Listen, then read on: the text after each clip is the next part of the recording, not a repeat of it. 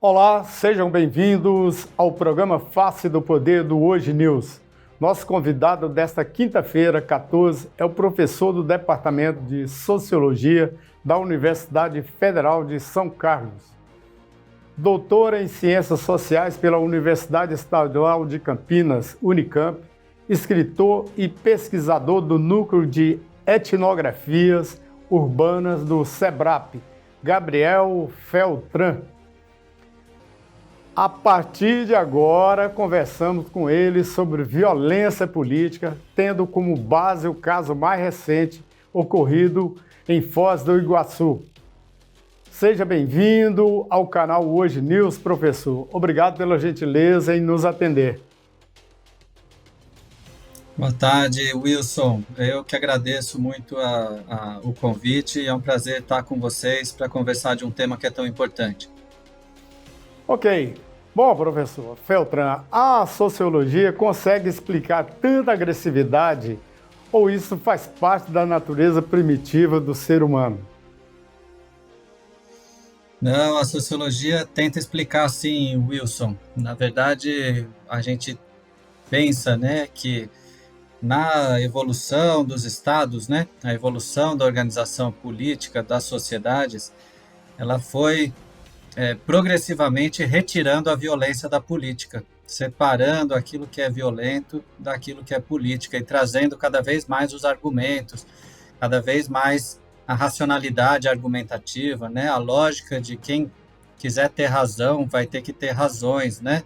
Para sustentar os seus pontos de vista, as suas visões. E a evolução desses sistemas nos levou a uma lógica que é a lógica da democracia, em que todos os pontos de vista têm que ser considerados e, ao mesmo tempo, o diálogo, o debate vai levar a gente a uma condição melhor como sociedade, né? O que a gente tem visto recentemente é o oposto disso, né? Nós estamos voltando a um patamar em que a política se resolve de modo violento, né? Em que a violência é novamente uma ferramenta da política, como ela foi, né? Costuma ser nas formas mais elementares da vida política, né? Nas formas sem Estado e, sobretudo, nas formas sem democracia. Então, a gente que tinha, né, pelo menos do ponto de vista institucional, pelo menos do ponto de vista formal, mesmo com tantas imperfeições, né, a gente tinha alcançado o mundo democrático, uma organização democrática de Estado, em que a violência estaria fora do jogo político, né? Agora a gente tem visto um regresso, né, um retorno muito brusco, né, para formas da política calcadas na violência, né? Esse um dos exemplos mais aterradores do que a gente tem visto recentemente, né? Bom, professor, pegando um gancho aí no que o senhor disse sobre acirramento, a gente tem visto, lido e ouvido de várias pessoas que esse acirramento se dá muito devido à polarização política entre esquerda e direita. Para os mais radicais de um lado e outro, a raiz das divergências são provocadas pela imposição de ideias, seja do progressista ou do conservador. Essa fórmula é possível quebrá-la para chegar a um bom termo onde todos têm a pluralidade de ideias, sem confrontos físicos ou mesmo ameaças? Sem dúvida, Wilson. A gente está esquecendo do fundamental, né? Pergunta para uma pessoa se ela quer que a criança tenha uma boa escola ou uma escola ruim. Não é uma questão de direita ou de esquerda, né? Todo mundo vai querer que a criança tenha uma boa escola, né? Pelo menos no discurso. Vamos perguntar se as pessoas querem um hospital que atenda rápido ou um hospital que você, numa urgência, vai esperar 7 horas para ser atendido. Ou tenha 3 meses para marcar uma consulta, né? Então, tudo o que se refere às questões mais fundamentais da gestão da vida em comum, haveria consenso entre esses que se consideram muito progressistas ou esses que se consideram muito conservadores, né?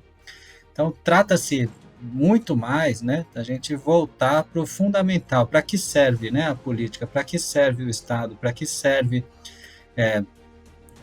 para que servem as eleições, qual é o sentido disso que a gente está fazendo, né? Olha, não, eu acho que a escola tem que ser particular, eu acho que a escola tem que ser pública, eu acho que, bom, são ideias que a gente tem que debater e chegar a consensos, né? A gente tem que levar isso adiante e discutir juntos, né? Eu não preciso matar outra pessoa para vencer com as minhas ideias, né? Isso não funciona mais. Isso, infelizmente, voltou à voga, mas não é uma forma, não é um bom caminho, né? Como nação, como país para a gente.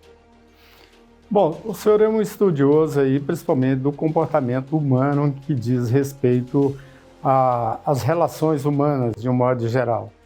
Não importa que o estamento social seja em cima ou na base da pirâmide.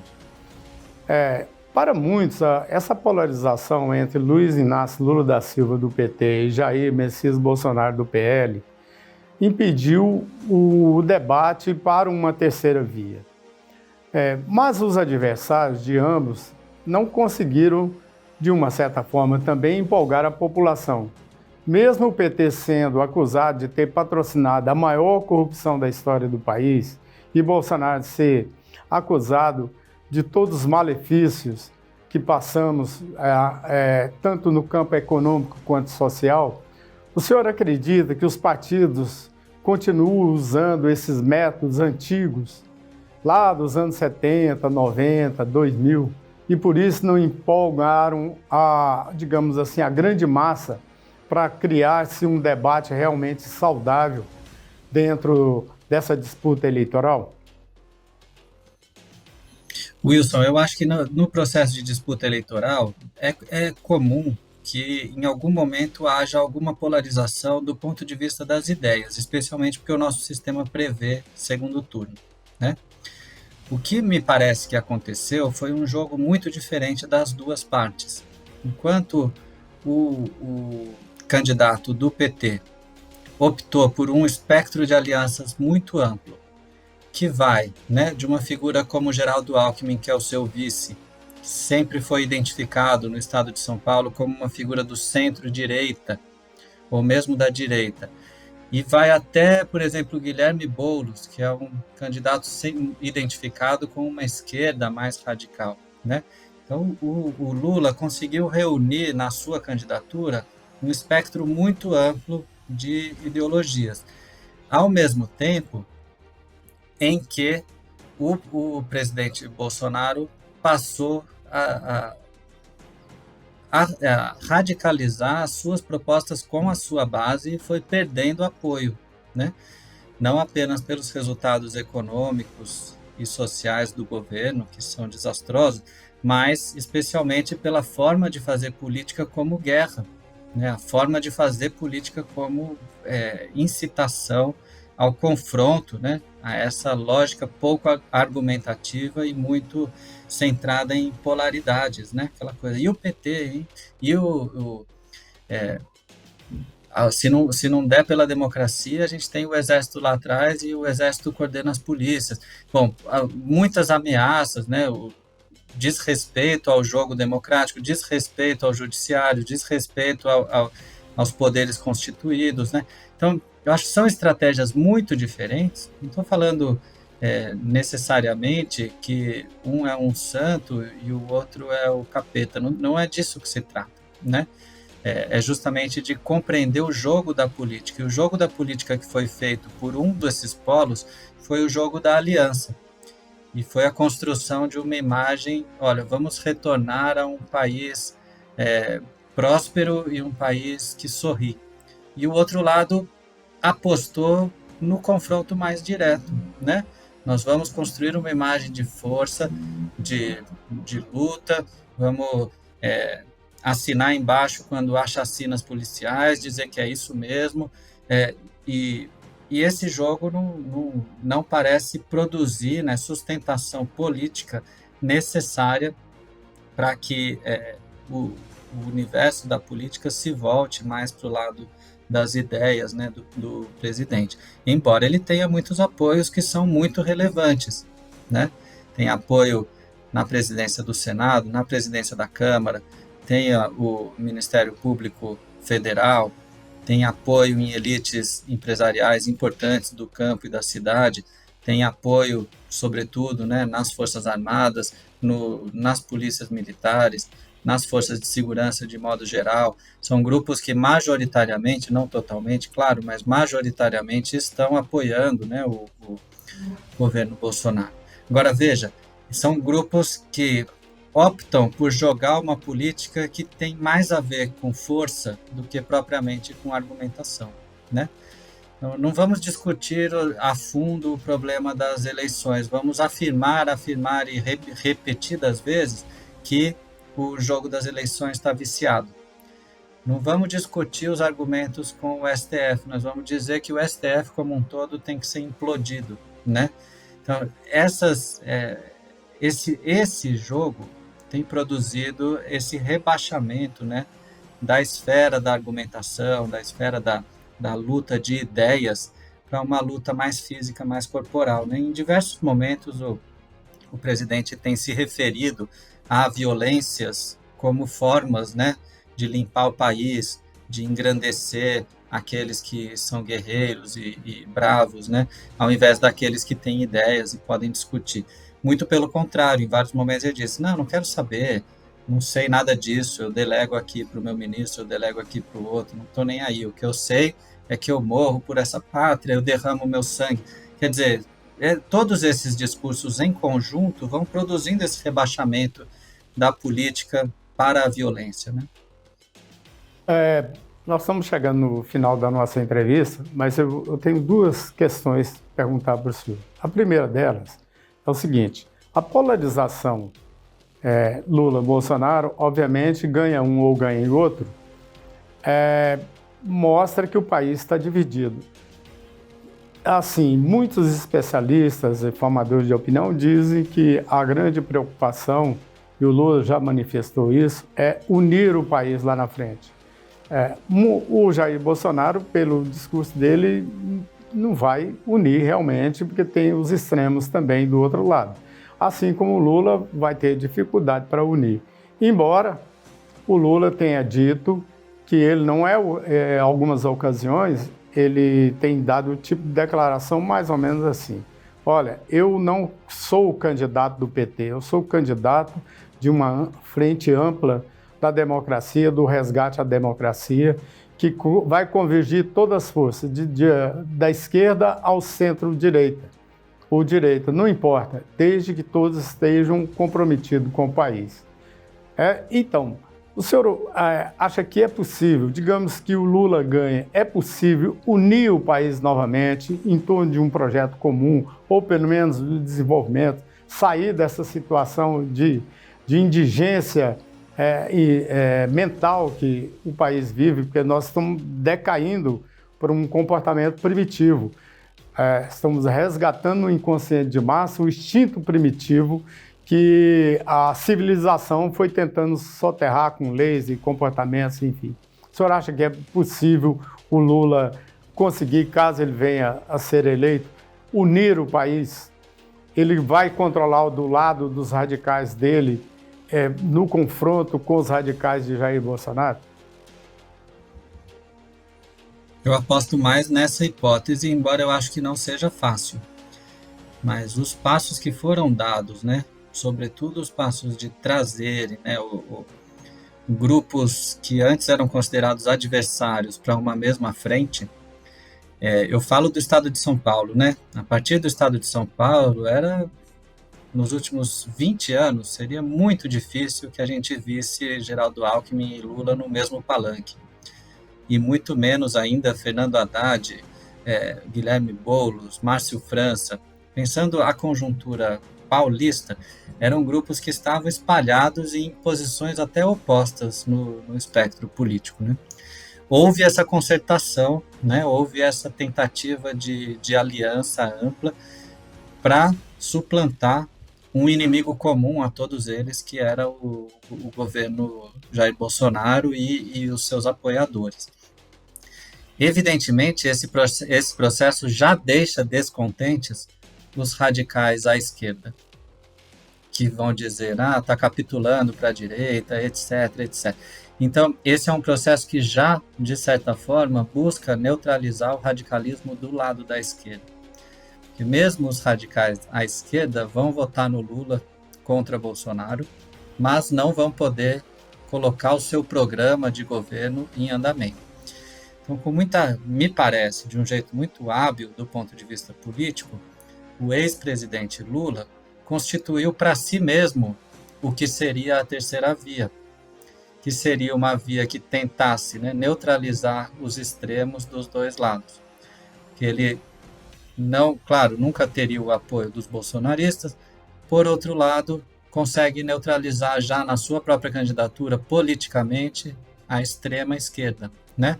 E favorecer com que uma candidatura, uma federação entre PT e PSB se configurasse no país todo, criando a base, né, de sustentação dessa candidatura, que inclui elementos de vários outros partidos. Então, me parece que essa é a tentativa política, né? A gente não consegue fazer futurologia, mas olhando para os dois cenários, sem dúvida, o cenário com Lula me parece ser um cenário de maior amplitude de alianças e em que mais setores da população brasileira vão caber no governo, né?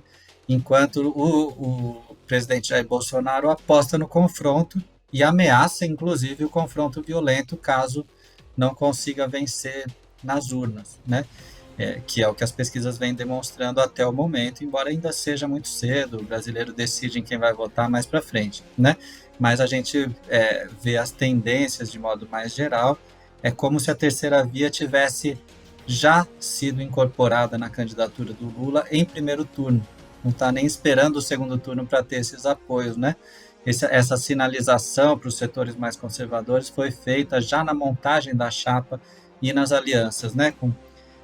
Por exemplo, o PSB vai incluir atores que são conhecidos da direita, como Geraldo Alckmin, e atores conhecidos da esquerda, como Marcelo Freixo. Então, eu acho que o PSB faz a federação PT-PSB é o mecanismo que faz com que essa aliança se construa, e ela foi feita, né? Ela conseguiu, a liderança política do Lula conseguiu articular essa grande aliança, mesmo com todas as denúncias de corrupção, mesmo com todo o antipetismo reinante, né, nos últimos anos, e tudo isso. Então, me parece que é uma espécie de alento, né? Ainda há espaço para a política, ainda há espaço para o argumento, ainda há espaço para o jogo de interesses que seja, o jogo de, olha, se você me apoiar, depois eu vou te dar um ministério. Que seja por isso, né, que seja nesses interesses mais imediatos, mas construir algo comum, algo que seja de muitos, né, e não seja apenas de um grupo. Do outro lado, a gente não viu essa habilidade, né? A gente viu o contrário, viu mais e mais e mais isolamento e uma dificuldade de costurar essas alianças mais amplas. Embora, volto a dizer, a sustentação do presidente Bolsonaro também é muito sólida em setores que podem fazer bastante barulho, né? Setores das Forças Armadas, setores das polícias, setores empresariais no campo, muita presença no judiciário, ou seja, no caso de uma vitória do Lula, né, respondendo à pergunta, ele terá que dialogar com esses setores também, e não vai ser fácil. Dúvida. Bom, só fazendo uma provocação, professor, eu não poderia fazer isso, mas é um paradoxo a sociedade brasileira, o senhor como um cientista, um estudioso. Recentemente, na pesquisa da Folha de São Paulo, quase 70% dos brasileiros se declararam de direita. E um cara de esquerda, eu não considero bem o Lula um cara de esquerda, mas, digamos, mais do espectro à esquerda do que o status quo que está estabelecido, chama muita atenção. Outra coisa que chama muita atenção nessa provocação é o seguinte: o Lula é maior do que o PT. E, por ser maior, ele votou com a seguinte condição. Ele falou isso para o núcleo pensante do partido, os intelectuais, enfim. Falou, olha, eu sempre fiz o que o partido quis. Aliança, não, o partido tem que ser cabeça de chapa onde, aqui e acolá. Não, agora eu vou fazer meu modo. Foi aí que ele buscou o Alckmin, dialogou, ele passou a dialogar com com todos os campos. Bom, no Distrito Federal, que eu conheço bem, estou desde 2000, estou aqui em Goiânia, mas o meu foco é Brasília. É impensável até então um candidato do PV ser cabeça de chapa em Brasília, onde historicamente uma oposição do PT é acirrada, é orgânica. Então, a política tem essa beleza aí e o Lula soube captar bem isso. Eu acredito que, de uma certa forma, o sucesso dele está muito ligado a isso aí. Ele falou assim, esse negócio de ideologia, não, eu não estou pensando nisso, eu estou pensando no país, vamos organizar aí todo mundo, vou acomodar todo mundo, se precisar de ampliar o ministério, eu amplio, não tem problema, eu quero reorganizar o país. Esse discurso, de uma certa forma, entrou dentro daquilo que eu comentei com o senhor na provocação, que quase 70% dos brasileiros se diz de direita, que é um paradoxo, né? E o cara da esquerda liderando. Não é só uma circunstância econômica, é também da natureza humana. O que o senhor acha disso? Não, eu concordo, né? E a figura do Lula, sobretudo nos setores populares, é uma figura muito relacionada ao processo de melhoria de vida dos trabalhadores, né? Durante os governos em que houve o incremento do salário mínimo e etc. Então, quando vem a crise, nesses últimos 2 anos, mas sobretudo nesse momento em que a gente está vivendo, uma crise econômica muito severa, com inflação muito forte, com a gasolina subindo, os alimentos subindo, o contraste ficou muito evidente, né? Então, eu ouço pela rua, eu sou pesquisador de campo, né? Então, eu converso muito com as pessoas na rua, eu ouço na rua o discurso mudando, né? O discurso era da corrupção e ele passa a ser o discurso do custo de vida, né? E o aumento do custo de vida está colado com o Bolsonaro, enquanto a memória de uma vida saudável e comendo carne é ligada ao ex-presidente Lula. Eu acho que ele captou isso e falou, olha, eu tenho essa popularidade, eu tenho esse passivo, então deixa comigo, que agora eu vou fazer do meu jeito. Não vai ser de esquerda, não vai ser de direita, vai ser uma grande concertação com governabilidade para a gente poder tirar o país das mãos, né, do bolsonarismo. E me parece que a estratégia tem sido bem sucedida. Não acho que vai ser fácil, não acho que a gente vai ter um céu de brigadeiro pela frente. Imagino que os próximos meses sejam meses muito complicados politicamente.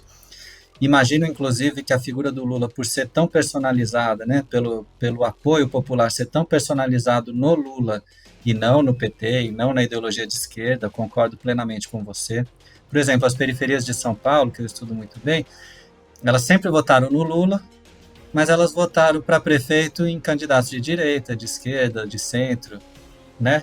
Então, votava no Lula, dali 2 anos votava na direita, dali 2 anos votava no Lula de novo, dali 2 anos votava na esquerda, dali 2 anos votava na direita. Então, aí o voto não é ideológico, sobretudo o voto popular não é ideológico, ele é muito personalizado. O que faz, né, Wilson, que a violência possa jogar um papel muito específico e preciso também, né? Do mesmo jeito que o Bolsonaro sofreu um atentado contra uma pessoa pode mudar o destino do país, né? E isso é o risco, né, desse processo eleitoral descambar para a violência, né? Eu acho que a gente deveria retornar o máximo possível para o plano dos argumentos, porque não dá, né, para botar o destino de 200 milhões de pessoas nas costas de uma única pessoa, o que né, politicamente é um risco muito grande, né? Ao mesmo tempo tem jogado a gente, né, numa condição de mais concertação e ao mesmo tempo, por depender tudo da figura dele, pode ser muito arriscado. A figura dele ser a única que faz essa concertação é muito complicado. A gente tinha que ter bases institucionais mais sólidas também. Ok, bom, eu gostaria de ficar mais tempo aqui, mas o senhor também, o tempo é muito exíguo, mas a gente vai ter outras oportunidades, professor, de bater o papo, se eu me permitir, a gente vai estar sempre ligando aí para a gente conversar, esclarecer aí para todo o país aí, suas ideias e confrontar as ideias também que são postas. Muito obrigado, senhor, e pela entrevista e até uma próxima oportunidade. Eu que agradeço, Wilson. Agradeço sua gentileza, seu convite e a qualidade da conversa que a gente teve. Sempre faz bem para um debate tão, né, pobre que a gente tem tido no Brasil de modo mais geral, né? Então, agradeço muito a oportunidade. Até a próxima. Obrigado a todos pela companhia. Não se esqueça de deixar seu gostei ou não. Nos acompanhe também no Facebook e no Instagram. Até a próxima.